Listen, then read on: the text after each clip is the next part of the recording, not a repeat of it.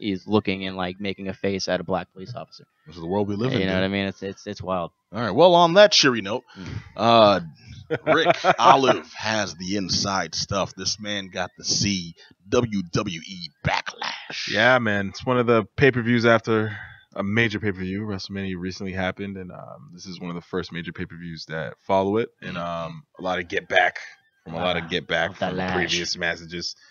So we're gonna start off with Bayley versus Ruby Riott. That's the match was like, no. Bayley, I know. No one knows Bayley. What the hell? Bayley's actually really cute. Like, there's this like ongoing argument of like how cute she is, even though like she has like this Muppet face, but she's like really cute. Nah, don't start on that, because I've had crushes on every single female wrestler, including Luna Vachon. He's always dropping these old school. Yo, Luna Vachon was frightening, and that's how I remember. Bayley and Ruby's been having this ongoing feud, but you know the match was pretty much called from the beginning. She gets jumped by the Riot Squad and pretty much loses the match. So it was pretty much a lynching. I thought you were gonna say she was just losing so badly, but no, she got jumped. Yeah, Riot Squad came back to support Ruby Riott, and it's just this ongoing feud between them. And you know the story arc behind that is cool. I thought it could be done a little bit better. And I'm not a huge fan of Ruby Riott, so I think she's a lackluster wrestler personally. But, damn. Okay. All right. Hey, I'm very picky about my wrestling. I grew up in an age of wrestling where I've watched some guys set trends and become phenomenal superstars as a result. And when I'm watching now, I just feel like it could be done. Be like be a little bit more creative. You know what I mean? That's why I'm a little picky with this stuff. There's so much behind it. There's a lot of kids that watch this, so wholesome fun and all that good stuff. But next match is Seth Rollins versus The Miz. This is a great match. It was for the IC title. I'm a huge fan of The Miz. He's one of my favorite wrestlers. I watched this guy start from the real world and literally work his way up. I like The Miz. This guy, JM, the Thriller Priest, another correspondent on the show, does not like The Miz. We've had conversations about that. And I'm just like, dude, how do you not like somebody that literally worked his way up the ladder? Like he said on the Real World, I'm gonna be a wrestler. And next thing you know, you see him on Tough Enough, and then next thing you know, he's up working his way up the ranks. Yeah. And next thing you know, he's carrying titles. And there was this one match a couple of years ago that he had. It was very big because it's one of his first major title runs. And when he went back to the in the back, this is like one of the few ones where you get to see wrestling at its reality. And everybody just giving him mad love, like, hey man, you did a great job, great show. We know this was like a tough run for you. I like the guy. And I think he's just a stupendous gimmick. Like the Miz show, like everything about him is just gold. And if you can constantly give him some airtime, I'm watching it. So, obviously, Adam's not a fan. Seth took the win on this one though. It was a tough match. Miz actually has been getting really aggressive with some of his mat skills, but I'm a huge fan of Seth Rollins too, and just Seth is just probably the better wrestler personally in my eyes. That's technically, and plus they let him get the curb stomp back, which I'm super happy about because I love that move. It's so disrespectful. Damn, all right. Yeah, they had to ban it for a second because I can see why they banned the move because he just basically puts his head on the back of your head and smashes your face to the floor. Plus it has like some racist connotations from American history. But it's weird though. Like you remove it and then you allow him to start using it again. So like how do you explain that? Right. So that's a deeper conversation. They're like, hell with it, whatever. What was it called? That was originally a bulldog, right? What, his move? Yeah, his finisher move? No, his finisher move. It was the curb stomp. Then he started using the Triple H's move. Oh, the pedigree, which made no sense. And then because they took it away, and so they had to reason it. So they pedigree's a great move, by the way. It is a great move. It's good for one. You can actually murder people doing that thing because I've seen him actually try to kill somebody. I lost a brother. Okay. You seem like the guy that would have did that to your little brother. Yeah, big time. Oh man, I'm surprised he can walk. Next major, one of my favorite matches of the night, and actually because I'm biased because I'm a huge fan of Alexa Bliss. Pat said that he had a crush on almost every female wrestler. Tell me about it. Yes. Alexa Bliss is probably the cutest, most sexiest wrestler I've ever seen in my life as a female. Damn. I'm super stunned with her. Ain't no Sable Playboy 1998. No, this is beyond Sable Playboy. This is like I will leave my marriage. Damn. I hope she's not. I hope she is listening right now too. I hope she is too because I'm like, give me a shot. Give me a shot. It's Nia Jax. They've had this ongoing rivalry. They were teammates at first for the last couple months for their story arc, and then they finally broke the gang up. And this is for the Raw's Women's Championship. Nia Jax is, of course, a Samoan, very huge, heavyset woman. And my baby Alexa Bliss is a very tiny, very tiny 5, under average height woman. Give her stats. Go ahead. Yeah, she's like 5'2". She's no Paula Paulshock. I'll say that much. The match was great. I love the gimmick for this little story arc because it's becoming like a bullying infomercial. And Alexa Bliss did a heel turn on Nia Jax, and the whole gimmick is I'm being bullied, and I thought I had a good friend in Nia, You didn't. and then she decided to do this, and I just feel really and then it was really cool though because I understand why they're touching on this. Obviously Nia Jax won the match. She tried to do a twisted bliss off the top rope, and she turned it into a reversed it into a Samoan drop and ended the match. And then she had this little 2-minute airtime where she basically was encouraging young girls to be what they can be. Don't let nobody judge you. Bullying is wrong, etc., etc. So it's they're still trying to do something for the kids. Yeah, it's their image thing. And I'm pretty sure that's something like Vince and the guys in the back, the guys who run the whole organization, kind of emphasize, just touching base with the girls and staying tuned with that. I'll really give it to them too, because as cartoonish and like outlandish as this gets, they do still acknowledge that the primary audience is like kids. Yeah, man. Big time. How old were you when you first started watching wrestling? When I first started watching, maybe 8 years old. Yeah, you about 9, 10, same Yeah, age? yeah. Sting, all of us. Sting with the face paint with the spiky blonde hair. Was my you favorite. WCW hardcore. That was way back when it was just that, basically. Yeah, AWA and all that good stuff. I think it depends on where you live, because my grandfather took me to my first WWE match. WWE. I just remember thinking it was so real. Everything was real. So when Sting got beat up, I cried. Yeah, Like, that was the beauty. Like, that's the beauty of wrestling. Yeah, that's why you hooked, can't. That's why you just can't deny watching it, because oh my as a God, kid, take the snake, put a snake on that feelings. guy. Is he gonna be okay? Into wrestling requires that early gullibility. You know what I mean? Yeah. That naivete where you think it was was real, and then that gets you hooked, and then you kind of learn what wrestling's about. Yeah, I gotta believe Finn Balor's gonna eat a guy. Right. For exactly. Real. It's a great entrance, though. Next match of the night, Jeff Hardy versus Randy Orton for the U.S. title. Jeff obviously is defending. Great match. Two great legendary wrestlers. I mean, Orton's wrestling history, and Jeff Hardy's probably one of the greatest tag team wrestlers of all time. They literally carried that division for years, and I still think that if you're gonna compare them to anybody, nobody compares to Matt Hardy and Jeff Hardy and Edge and Christian. Those were the best ever. Those ladder matches, man, which is incredible. Nobody can beat those. The one with the Dudleys too. That was. And the Dudleys. Yeah, we'll add that 3-way. Well, that was more like the hardcore stuff. But. And like always, Randy Orton RKO out of nowhere, but Jeff managed to dodge the RKO, went into a twist of fate, and then moonsaulted and ended the match. No one does a great match. This was it was a difficult match to call. Like, I thought they were struggling a little bit personally. It's just that Jeff's like a high flyer. He's a top rope guy. Randy's more like mat skills. He does a little bit of everything, but he's more hardcore mat skills. And it's just like trying to give them to have a decent match to each shine. It's just a little difficult because you gotta, you got a guy who's not used to being on the top rope all the time, so he gets to, his apprehension can be seen a little bit throughout the match. It's like a dancing act. So, but it was an okay match.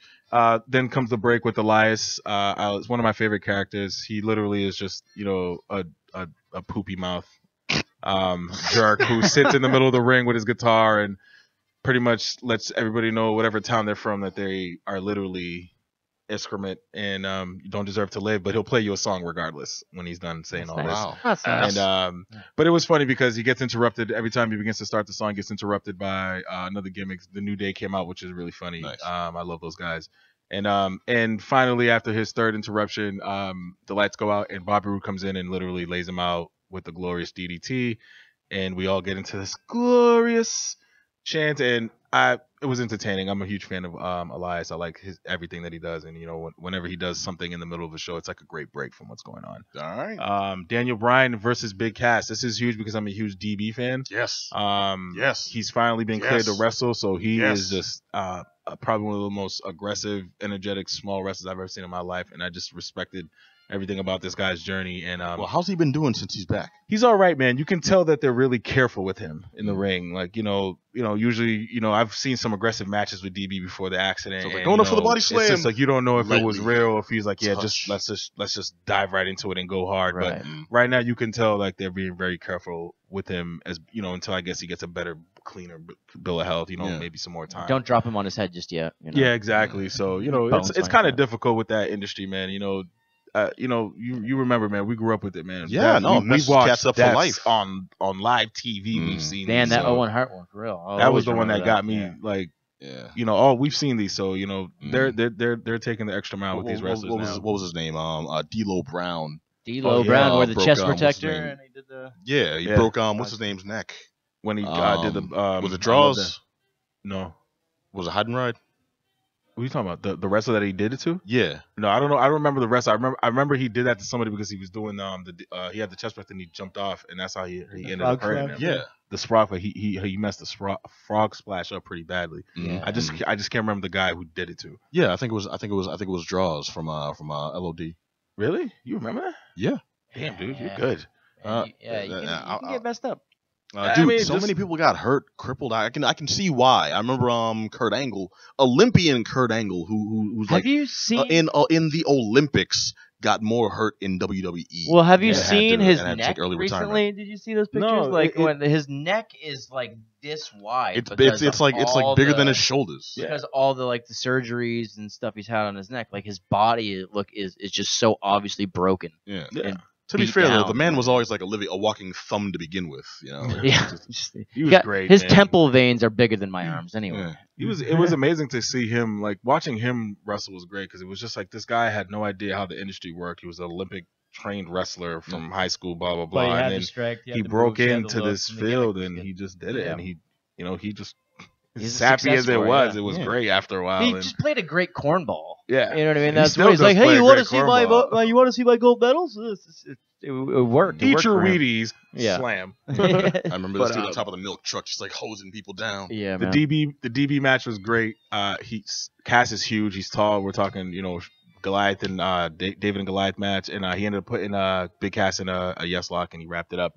The rest of the matches were a little lackluster as a result. Charlotte lost her match against Camilla, which was a little weird because she ended up losing the WWE SmackDown women's title.